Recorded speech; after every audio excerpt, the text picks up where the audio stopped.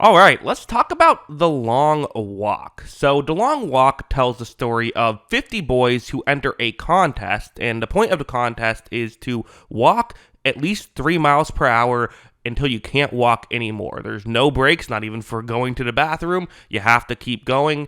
If you go below that, you start to get warnings, and if you accumulate enough warnings, you get your ticket. What is getting your ticket? What does that mean? Well, given that there are heavily armed military people all around holding guns, I think you can kind of guess what's going to happen if you end up getting too many warnings, so you got to make sure you keep walking. This is a story that might not sound that unique compared to some other stories that have come out in the past few years. You know, obviously Hunger Games is something that's brought up. There's been other young adult novels that have, or movies that have kind of done a very similar thing. Obviously Battle Royale back in, I believe, 2000 or 1999 when that movie came out. I just checked. It was 2000. I was right the first time. Didn't have to second guess myself. But before all of those stories had come out, you had The Long Walk, a novel written by not technically Stephen King. You see there's a little, I can't tell if you can read it, but right there it says Richard Bachman. This was written under a pen name. Basically,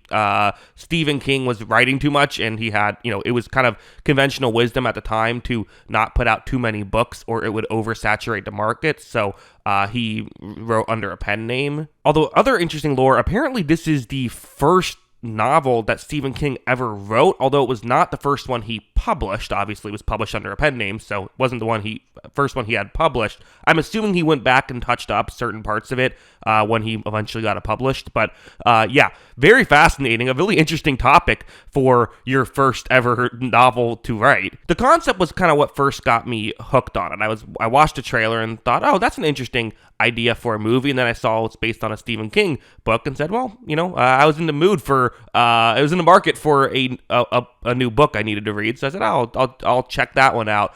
So I bought the book and I read it before watching the movie, and there are some differences. I'll get into some of the minor differences here. I'll do a spoiler section at the end where I'll get into some of the major differences, including a completely different ending here, which I guess is kind of a spoiler if you've read the book. But yes, there is a different ending in the movie versus the book. But as for the movie itself, let's get into, should you watch it, how good is it, all that good stuff. So early on in this film, I'm going to explain kind of the first 10 minutes or so, which is a little bit of a spoiler, so just warning you ahead of time. But early on, there is a scene where the first kid who can't walk anymore is about to get killed, and you see that this is in a trailer, so I'm not spoiling anything that's not in the trailer, but you see the military is clearly getting ready to shoot that kid, and the way a lot of films would take this is then they cut to a wide shot or cut to other kids' reactions, and then, you hear the gun go off, right? That is not what this movie does. This movie shows you exactly what happens when the bullet hits flesh, and I think that's kind of just letting you know right ahead what you are in for. The Long Walk is a brutal movie, and I don't just mean in terms of gore. This is a movie that is going to really impact you psychologically and is not for the faint of heart. My wife and I went to this movie. I think she's on the way home said, yeah, not a fan. That's not what I liked. And she likes horror movies and she's fine with gore and everything. It was more so the sadness of it. This is definitely a bleak film. And in fact, I think it's hard to talk about this movie and hard to watch this movie without thinking about the obvious parallel, or at least to me it felt obvious reading the book, a little bit tougher for the movie, but the parallel with this movie of the Vietnam War, which this book was written, again, late 70s. Obviously, if it wasn't a direct parallel, that was very much in Stephen King's mind, but you definitely see a lot of comparisons to the Vietnam War with, there was a draft system that gets the people to be in the Long Walk, although they are volunteers, but it's you volunteer to go to a draft system to be selected, and in the book, it's very much described the same way people would get drafted into the Vietnam War. You see in the movie, their numbers are essentially dog tags, so clearly this is, I think this is a war movie, basically. But in some ways, I think there's kind of a brilliance to doing a war movie without war, right? Because a lot of movies try to do this anti-war thing, but at the end of the day, you're going to have a character that you root for that's going to be in war. You're going to kind of put yourself in their shoes. They're going to seem like a hero to some degree, and it's going to still, make you almost want to like join the military, or it's going to make you pro-war, even if the idea of the film is to be anti-war. Famously, after Full Metal Jacket, a very anti-war film, enlistments for the military went up after that, because there's the theory that you can't actually make an anti-war movie. Well, I think The Long Walk challenges that by what I consider to be an anti-war movie that just strips away the war aspect of it. And I think there's kind of a brilliance to it. So you have all of this brutality and all of this violence, but to me it is not gratuitous, because there is very much a point, even if it can be a bit much at times. I think from a technical perspective, this definitely deserves a lot of praise. For one thing, it just, all of the acting I thought was fantastic. I didn't realize that Cooper Hoffman is Philip Seymour Hoffman's son, because I feel like when I hear Philip Seymour Hoffman, I assume that his last name is Seymour Hoffman and not just Hoffman. I forget that that's how actors will use their middle names sometimes for that stuff. So I actually, driving home, was like, he kind of gives me like a Philip Seymour Hoffman vibe, but I didn't like put two and two together with the last name. He's great. I think he was the best part of Licorice Pizza, which wasn't a movie I loved too much, but I really enjoyed his performance in it, and I think he's been great. He was great in this as well. David Johnson's getting a ton of well-deserved recognition. He was awesome in this movie as well. But really, the entire cast of characters, I think all doing a really good job of just playing their role specifically well. There wasn't really even like a specific standout, but all of these, all of the young men doing a great job at kind of playing that, like 18-year-old going on this mission, similar to like a war, or also just similar to, I ran cross country in high school. A lot of the ways they talk reminds me of like when I ran in cross country, and like kind of the conversations you would have there. Also, Mark Hamill plays the Major. He is kind of he was the antagonist of the film for the most part, even if he's not in it a ton, and kind of plays in the background for a good chunk of it. He's very good as well. Really enjoyed him. I saw some people online saying they didn't love the acting. Completely disagree there. I thought that every performance was fantastic. Really enjoyed that. Judy Greer as well, who has another small role. She does a really good job. So a lot of good acting. I was also very impressed with the direction of this, just from a technical standpoint people are walking the whole movie. That is difficult to film because you have constant movement, and a lot of times you want to, they'll legitimately put things on the ground when they're filming actors, saying stand here because we want to make sure this is in focus and this works.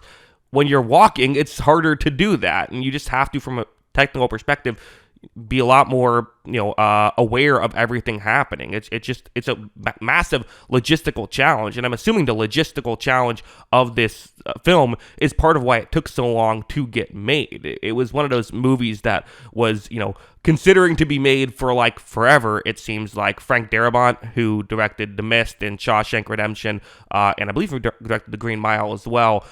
Many great Stephen King adaptations. He was at one point supposed to direct this. He ultimately didn't. But yeah, I thought that just the technical perspective of, being able to keep things like even in the same part of the screen while people are walking fully in focus and everything, that's a much more difficult thing than you would think about. And it also goes to the actors being able to walk this exact speed they need to walk during those shots to get everything working. So that's Francis Lawrence who directed this. He also directed a lot of the Hunger Games movies, which kind of ties in, although definitely difference in tone with these movies, but obviously similarities in the story. Give him a big shout out. I thought he did a very good job. J.T. Molnar is the writer who he kind of became known for Strange Darling, which I believe he wrote and directed. Here he adapted this one, and again, the heart of the story, the way that this is supposed to be, definitely hits. This feels like The Long Walk, and that's kind of what an adaptation needs to be, right? It doesn't have to be the same thing. It just has to kind of feel like what what it is, and I think it successfully did that. There definitely were some changes made. First, I'll do some minor ones that won't spoil anything, but are just kind of interesting. So some are just like logistical things. For example, in the book, there was 100 kids there. They knocked it down to 50, probably so they can pay less extras. And also, it would just get a little bit muddled watching 100. So 50 kind of works for the movie. They also fixed a mistake in Stephen King's original novel. Stephen King, in the novel, they had to stay above 4 miles per hour, which is a 15-minute mile pace, which is almost a jog. Like, it's definitely a fast walk. So essentially, Stephen King mostly just said, like, yeah, I didn't know exactly what the miles per hour was. It was his first book that he wrote, and maybe would have done more research had it been later in his career. But he mostly was just like, yeah, I didn't have an app to tell me how fast a walk is. I didn't know. I thought 4 miles per hour seemed reasonable. Turns out that was too fast, so they bumped it down to 3 miles per hour for the movie. In the book, it was even like some people were like, oh yeah, I went up to a bit of some kids were going a little faster at 6 miles per hour. It's like, okay, that's definitely a jog at that point. So, not quite right on there. But again, they fixed it for the movie. And in fact, Stephen King, I believe, was the person who suggested that they fix it for the movie. A lot of other bigger changes that I'm going to wait until spoilers to go over, just because I don't want to, give anything away if you have not yet seen the movie. But there's things like, a character that's in the book but not in the movie and stuff like that. Things that tend to get cut down with adaptation. But yeah, as a whole, the movie itself, should you watch The Long Walk? Well, I mean, again, to some degree, you might know who you are. There are some people that see this see this trailer and say, yep, that is not my thing. And I totally can understand that, because this is very violent. And again, it does not... There are some movies that, while there is violence, it is not necessarily a brutal watch. Like, I don't know if I would consider a lot of these other films in the same vein, like a Hunger Games, although I haven't seen all the Hunger Games movies, but like something like that. And while it's not like perfectly joyful the whole time, there is, I think, a more of a fun to that. This is more of a, it's fun in a different way. I mean, it's tough to watch. Like, I wouldn't call it a fun watch, I guess. I personally enjoy a brutal movie if it is for a purpose. I hate a brutal movie if it feels like it is purposeless, but I do think this one has a purpose. I'm a big fan of like Come and See, if you've ever seen that film. That's to me, The Long Walk is not quite on that level, but that movie also very much has a purpose. Also, about war to some degree. Not to some degree. That one's just about war. This one is the one to some degree, but you get what I'm saying. But yeah, I mean, I think that it has its purpose, but again,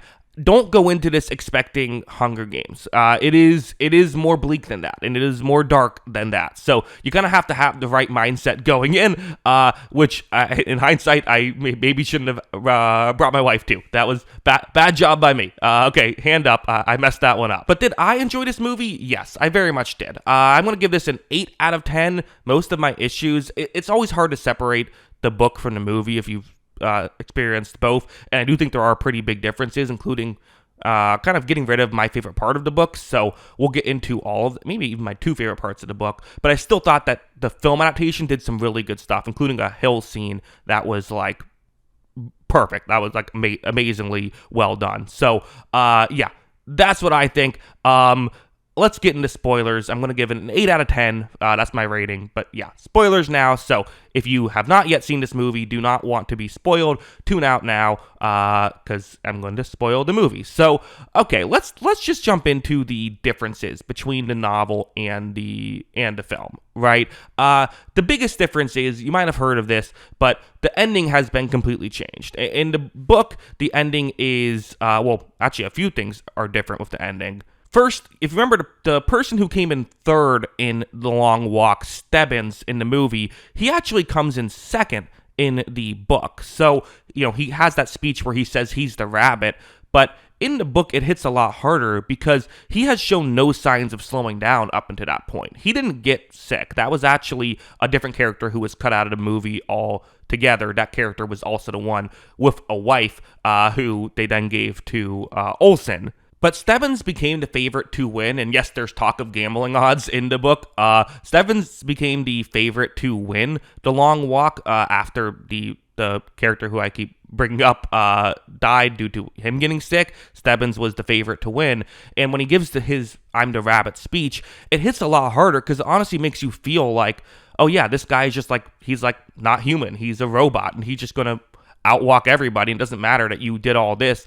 you're just going to lose right here. And I think it packs a much bigger punch, and I do think the movie kind of could have used something like that, because towards the end, it really is just like, now this guy dies and we're sad, now this guy dies and we're sad, now this guy dies and we're sad. And I think having kind of a quote-unquote antagonist, even if no one's a true antagonist in this, I think would have been it's something that I think the movie could have used, and I think it hurt it a little bit. They went away from that for a reason, and the reason was because they had a completely different ending in mind. So in the book, just Garrity wins.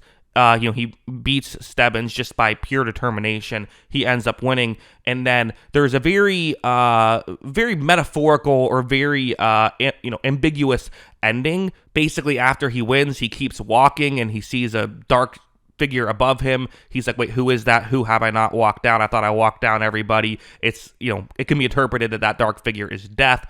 It ends with the Major puts his hand on Garrity, and then Garrity just starts running, and that's kind of the end of the novel. So very metaphorical, very ambiguous, but I kind of really loved that ending in the book, because I felt like it forces you to think about what the entire point of The Long Walk was. It kind of gets you in that, okay, what's the ending mean? And to figure out what the ending means, you have to think about the entire story itself. And with such a dark story, I think making it stick with you that way was kind of brilliant.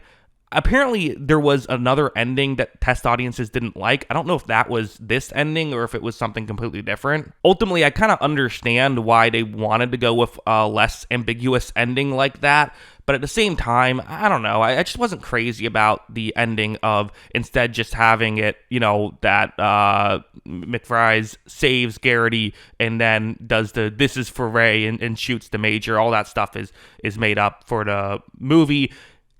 Didn't work for me as well, personally. Didn't ruin the movie or experience for me, and I wonder how much I would have liked it had I not really loved the ending of the book. But yeah, wasn't crazy about that. There were some changes I actually think made the story better. For one thing, the girlfriends of the movie are treated a lot better, and you might be saying, hold on, what do you mean the girlfriends of the movie? There are no girlfriends of the movie. Well, that's not actually true. So in the movie, it's briefly mentioned when, I'm calling him Garrity because in the book he's called Garrity. In the movie, they tend to use first names. In the book, they tend to use last names. But, so, Ray Garrity. It's quickly mentioned in the movie that he has a girlfriend but broke up with her because he was going on the long walk. In the in the book, that is not true. They are still together. And in fact, at one point, so there's a lot more crowds in the book. Again, I'm assuming just for cost reasons, they couldn't do that in the movie. And I don't think it hurt it too much, although I did like some of the crowd scenes and kind of made it more clear how much they're getting exploited in this kind of thing. But ultimately, again, you have to make some, you have to find a way to afford to make the movie, right? So I get it.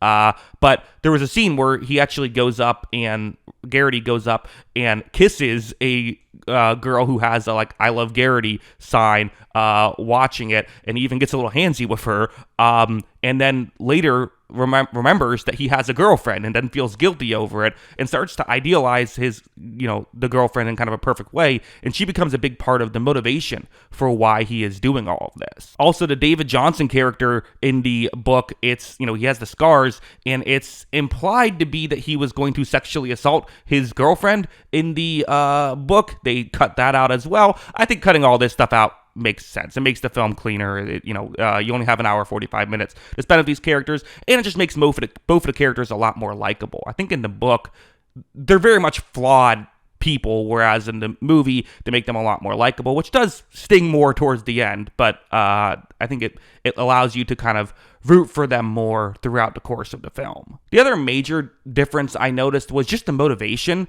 of Garrity. It's kind of throughout the book, they're kind of wondering, why did we do this? Why are we doing this? Do we all just want to die? Do we have death wishes? That's it? Here, they kind of made it seem like, oh no, everybody does the long walk. We're not unusual. And Garrity has a very clear motivation, which is because of the death of his dad, he wants to kill the Major that is in the book, although the Major himself wasn't the guy who killed his dad. It was just, Garrity didn't watch it. But again, that's a fine thing to add to an adaptation, make it a little bit more dramatic. That makes sense. So yeah, I figured I'd mention those things. I always am interested when I didn't read a book to figure out what are the differences between the book and the movie. So figured I would do that here. But yeah, as a whole, I mean, again, I really think this is a very fascinating story. The book, and I'm not a book purist. Like, there are some people who this is their book. They're like, this is like one of their favorite books. I'm not one of those people. I enjoyed the book, but I wasn't like, I wasn't blown away by it the way I have with some of other Stephen King's works. But what I really liked about this, and I think kind of what makes it work more than anything, is the characters in the way that they never really went the cheap route of having like one kid be the main villain. You think that Barkovich is going to be that guy. He was the one who early on gets a kid killed and then gets called a murderer, and he says like, I'm not a murderer. And I think that kid is such a fascinating part of this movie where, again, they could have easily just had him slowly trying to manipulate everybody and get everyone killed so he can win. And instead, he clearly is just not fully there. Stephen King loves to write his people who aren't fully there and maybe aren't afraid to die in gruesome ways, as he was. But I think that that's kind of what this was all about, in the sense of these were ultimately some flawed, some very nice, but ultimately just kids who were thrown into the mix. Very similar. Again, can't help but think about if this being an allegory for Vietnam, very similar to how that went. So yeah, I thought this was a really good movie. I could probably go on more, but let's just end it there. Those are my thoughts on the film, on the book, and the differences between the two. If you enjoyed the movie, you can check out the book. There's more details. I think that you could do it if you want to. You don't have to. It's not like it's completely different. Because again, I would say like 80 to 90% of the story is the same. It's just some of the changes were big changes, if that makes sense. But ultimately an enjoyable watch, and definitely one to check out. Again, enjoyable might be the wrong word, because it is very dark. A lot of people have said a great movie they never want to watch again.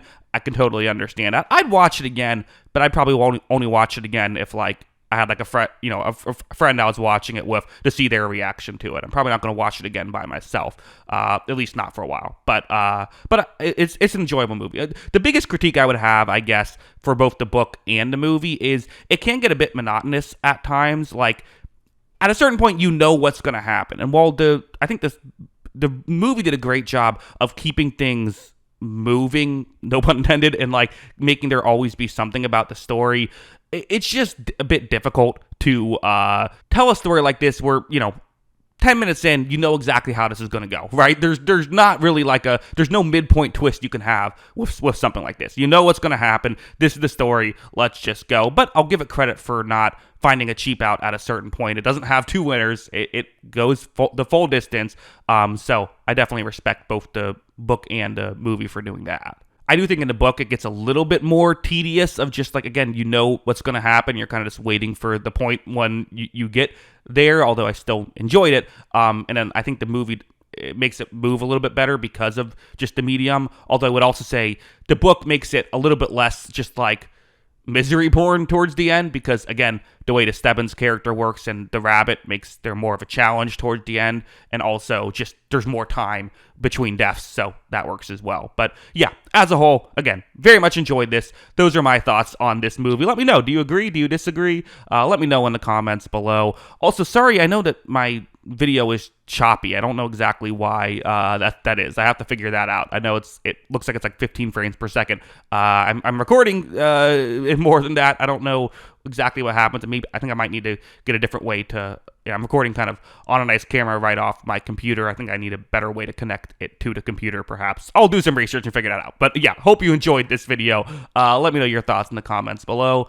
Always love hearing from you. And of course, as always, thanks for watching.